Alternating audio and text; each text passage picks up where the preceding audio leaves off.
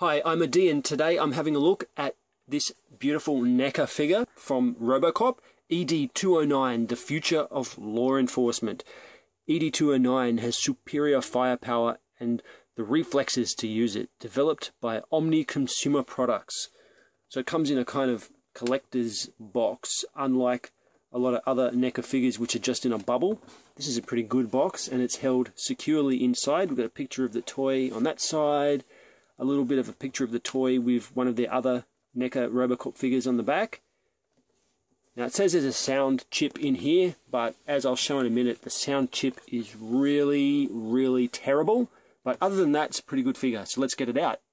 If you think you're going to need somewhere to store this later on, the box is kind of reusable. I've pulled out all the twist ties. There were tons of them in there, but it's got these plastic mouldings and a bit of padding at the top. So if you want to keep it in the box, it does keep it pretty securely, even after you've disengaged it. I am a long-time fan of ED-209. I'm a long-time fan of Robocop. It's one of the staples of when I grew up just watching Robocop over and over again. I've always loved this design, and predictably, I like this toy. Now, it's no Hottoys, and I can't afford the Hottoys version, but for about $55, I think, something like that I paid, I think this is pretty much as good as we're going to get at that really low price point. And it just looks fantastic. Like, the textures are all done right.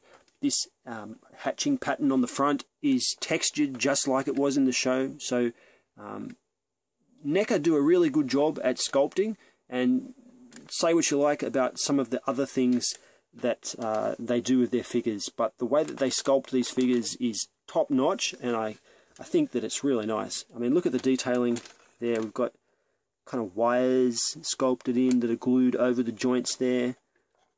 Nice paint detail, little rockets, machine gun barrel at the front. I'm very happy. Lots of bolt covers, hydraulic pistons. You can't really make out that writing, but you can tell it's writing. Detailing in the joint down here. Pretty damn happy with this figure. The box does say fully articulated, and to one extent that is true, in that the arms can bend like this and turn around as well as swivel here. So the arms have got as much as you could expect. This bit up here is articulated. The body can bend like this. The leg can extend if you want to make him taller, like that. This bit doesn't move. Although I do worry about doing that too much. But as well as swivel here. But the one thing that is not articulated, which is a little bit surprising, is the toes. This is one solid block, and if there's any fault with this toy, it's that the toes can't emulate that pose where he's going like this to walk down the stairs in the movie. You're never going to pull that off. I'm not too hyped up about that. I don't care that much. It looks really nice just standing there, and that's pretty much what I bought it for. But yeah, definitely the toes are lacking in that respect. I do not believe that this figure is in scale to Robocop. So here's Neca's spring-loaded holster version of Robocop, and you can see that his head is up to here. Now, as far as I remember, humans were only up to about here in the movie, so we've got a little bit of a size problem. That can be alleviated a bit by putting the legs down into this position, and it makes it a little bit more movie accurate to scale. Although, as I said, I don't remember him having to be in the extended position to be higher than Robocop. I thought he already was. I haven't freeze-framed the movie to test that, but just as far as my memory goes, it's a little bit off. It still looks pretty good, and in the extended mode, I mean, it's still satisfyingly tall compared to human figures. And if you really got a problem with it, then there are plenty of other good Robocops, not from Neca, who are at a smaller scale, who would probably look really awesome with this figure too. This right here is the button that governs the sound effects, so let's have a listen.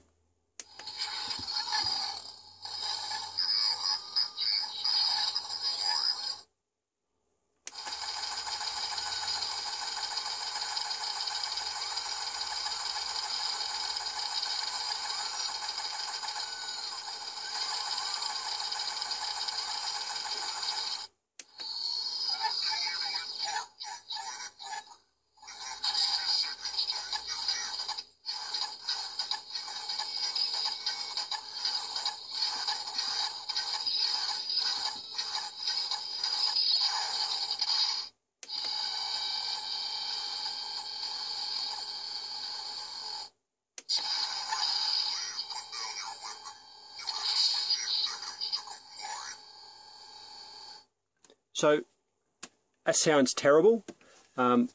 It's obvious to me what the problem is, and the problem is that they have just grabbed sound clips from the movie and put them straight on the chip. They've tried to clean off the other sounds a little bit so that it's just the sound of ED-209, but it hasn't worked, and it's really piss poor. I don't know what to say. Neca are not a huge company. There's just a few guys. I can imagine that to have the resources to re-record those sound effects and dialogue is probably beyond them. And, you know, again, this is a cheap figure. If I had paid $100 and I got that, I might be a bit more upset.